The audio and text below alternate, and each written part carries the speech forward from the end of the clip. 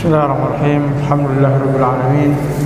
Wa bihi nasta'in wa ala umuri dunya waddin wa ala alihi wa sahbihi ajma'in. Wa ba'd. Alhamdulillah azza wa jalla. Kita bersyukur kepada Allah Subhanahu wa taala atas nikmat yang diberikan kepada kita. Hari ini kita melanjutkan hadis di bab fadlul bukai min khasyatillahi ta'ala wa syauqan ilaihi. Kita masuk di hadis ke-449. Qala mu'allif rahimahullahu ta'ala wa anhu an Abi Hurairah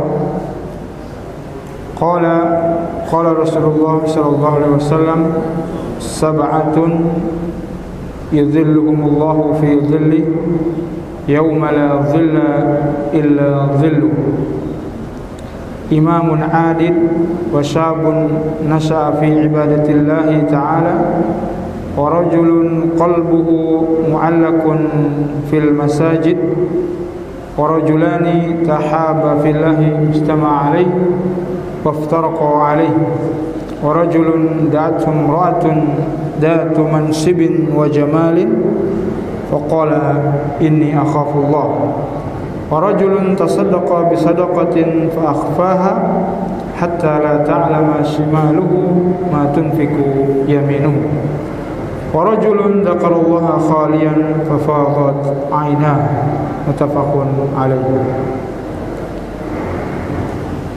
Hadis yang dulu pernah dibahas mungkin tentang 7 orang yang mendapatkan naungan dari Allah Subhanahu wa taala, yang dimana pada hari kiamat matahari didekatkan qadra mil, jaraknya 1 mil, sekitar 1 kilo lebih, 1 mil.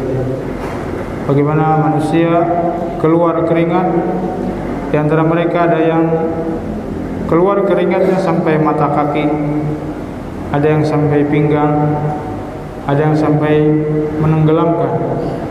Ini saking dekatnya matahari, dan tergantung kepada amal masing-masing hamba manusia pada saat itu. Tapi Rasulullah SAW memberikan kabar gembira kepada kita, ada 7 golongan yang mendapatkan naungan ini. Diriwayatkan dari Abu Hurairah, Rasulullah SAW bersabda, 7 kelompok, 7 macam, 7 orang mendapatkan naungan dari hari kiamat, dari teriknya matahari, yang dimana tidak ada naungan kecuali naungan Allah Subhanahu wa taala. Yang pertama, imam adil. Kita sudah jelas ya, bagaimana imam, pimpinan yang adil, yang memberikan hak kepada bawahannya, kepada masyarakatnya. Dia melaksanakan perintah Allah Subhanahu wa taala, melaksanakan sesuai dengan aturan Allah Subhanahu wa taala, maka ini termasuk imam yang adil. Kemudian yang kedua, wasyabun nasha'a fi ibadatillah. Pemuda yang hidup dalam ibadah pada Allah Subhanahu wa taala. Wasyabun nasha'a fi ibadatillah. Wa rajulun qalbuhu mu'allakun fil masajid. Dan seseorang yang hatinya tergantung kepada masjid. Hatinya ngegantung di masjid. Ada seorang, ya, artinya dia selalu terpaut ke masjid untuk berjamaah, untuk sholat dan ibadah. Warajulani tahaba fillah. Juga yang ketiga, 2 orang yang saling mencintai karena Allah. Ya, saudara. Ijtama'a alaihi wa iftaraqa alaihi. Mereka bertemu, berkumpul, melakukan ibadah, pekerjaan karena Allah Subhanahu wa taala, dan meninggalkan, berpisah juga karena Allah Subhanahu wa taala. Ini yang ketiga. Yang keempat, warajulun da'atum ra'atun da'atu mansibin wa jamal. Seseorang yang diseru, digoda oleh seorang perempuan yang cantik, yang punya harta. Jadi harta, tahta, dia. Ya, ini lengkap. Tiga keadaan ini ketika seorang dipanggil, maka godaannya sangat besar. Ya, karena laki-laki depan perempuan lemah. Faqala inni akhafullah. Dia mengatakan, tidak, ya saya takut Allah Subhanahu wa taala. Bukan ini kesempatan. Ya, ini sangat berbahaya. Wa rajulun tasaddaqa bi sadaqatin fa akhfaha hatta la ta'lamu shimaluhu ma tunfiqu yaminuhu. Dan yang keenam, seorang yang bersedekah, ya, kemudian dia menyembunyikannya sampai orang lain tidak tahu apa yang dia keluarkan. Yang terakhir, yang ketujuh, warajulun dzakarallaha khaliyan fa fadat ainah.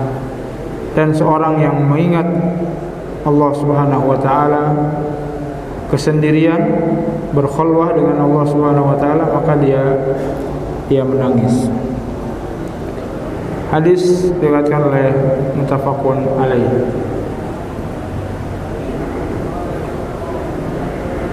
Hadirin kaum muslimin, sati pegawai yang dirahmati Allah Subhanahu wa taala, ada 7 golongan yang dimana seorang mendapatkan naungan pada hari itu.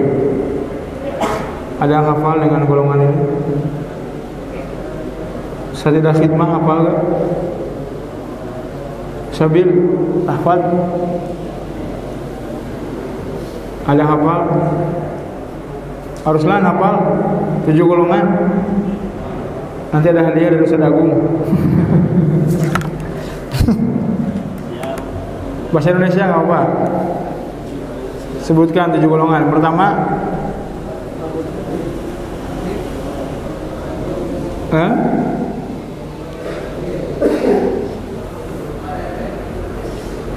ulangi ya. Imam adil, kemudian syab nas'a fi ibadatillah, pemuda yang hidup karena ibadah karena Allah Subhanahu wa taala, kemudian dan seorang yang terpaut hatinya ke masjid, kemudian 2 orang yang saling mencintai, bertemu dan berpisah karena Allah Subhanahu wa taala, kemudian seorang yang dirayu oleh perempuan kemudian dia meninggalkannya, dia takut kepada Allah Subhanahu wa taala, kemudian seorang yang bersedekah dan menyembunyikannya, kemudian yang terakhir seorang yang berkhulwah, ya, mengingat Allah Subhanahu wa taala, kemudian dia pun menangis. Para pik siap menyebutkan? Tidak ada. Harus kan siap? Ayo sebutkan aja seingatnya, enggak apa-apa. Nanti hadiahnya nyusul. Ada? Siap, nanti dibaca-baca lagi supaya hafal ya. Hai. Di hadis ini ada 7 golongan yang mungkin dulu pernah dibahas ya. Yang kita titik beratkan adalah terkaitan dengan al-buka, ya, menangis karena Allah Subhanahu wa taala. Bagaimana seorang merenung kebesaran Allah Subhanahu wa taala, ya, bukan merenung yang lainnya, tapi dia merenung bagaimana ibadah dia kepada Allah Subhanahu wa taala, kemudian perbuatan dosa yang dilakukan, maka dia merenung sampai menangis. Ya, bahkan sebagaimana pemateri kemarin menyampaikan, ada 2 mata yang tidak disentuh oleh api neraka. Ainun sahirah liribat fisabilillah, ada mata yang menjaga perbatasan ronda. Ini tidak disentuh oleh api neraka. Ya, orang yang ronda menjaga perbatasan di jalan Allah Subhanahu wa taala, maka dia tidak mendapatkan api neraka. Ya, kemudian yang kedua, mata yang berlinang karena takut kepada Allah Subhanahu wa taala. Merenung bagaimana keagungan Allah Subhanahu wa taala yang telah menciptakan dia, memberikan dia rezeki, memberikan dia kemampuan untuk berjalan, kemampuan untuk melakukan semua hal.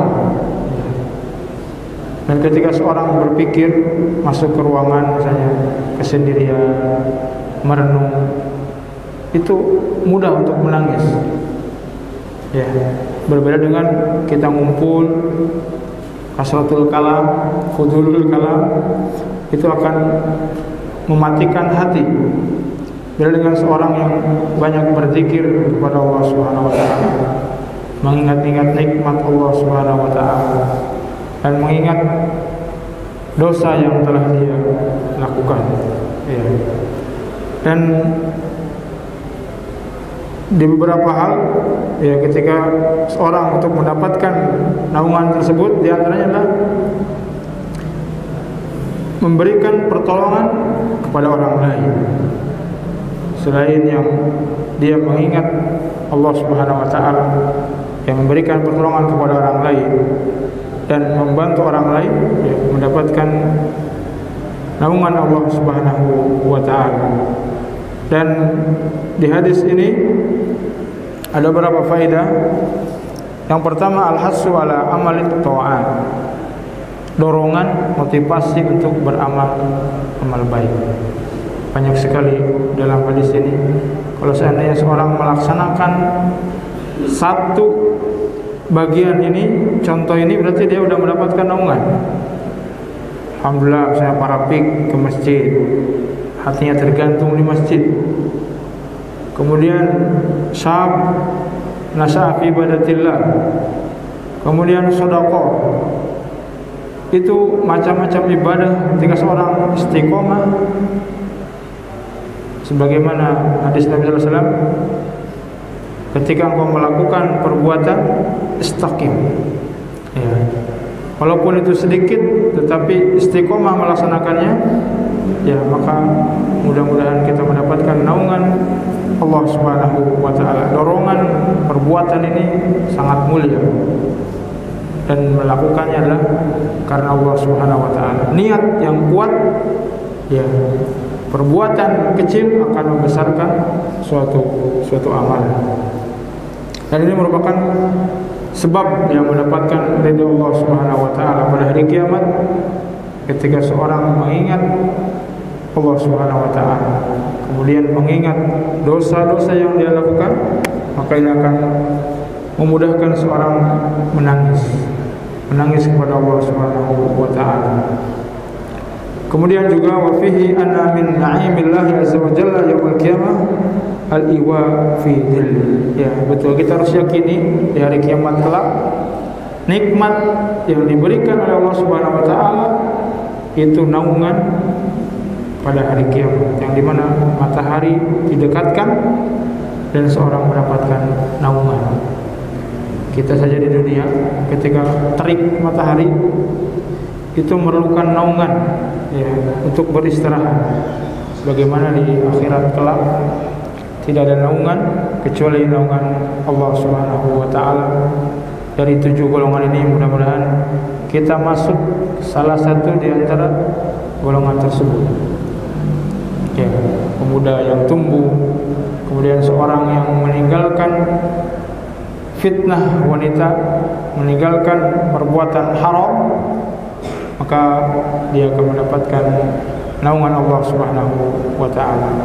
Mudah-mudahan kita diberikan taufik oleh Allah Subhanahu wa taala untuk menjadi imam adil, menjadi seorang yang terus ibadah, menjadikan seorang yang mudah bersedekah walaupun dalam keadaan sulit. Kemudian diberikan taufik untuk menjadi seorang yang mudah berintrospeksi diri, Ya, mungkin ketika kita keluar kita melamun, bagaimana melihat ciptaan Allah Subhanahu wa taala. Itu akan memudahkan. Atau mentadabburi Al-Qur'an itu lebih mudah ya untuk kita menangis ya, sebagaimana Rasulullah SAW telah mencontohkan hal-hal tersebut. Sallallahu alaihi Muhammad wa akhiru da'wana alhamdulillahirabbil alamin. Assalamualaikum warahmatullahi wabarakatuh.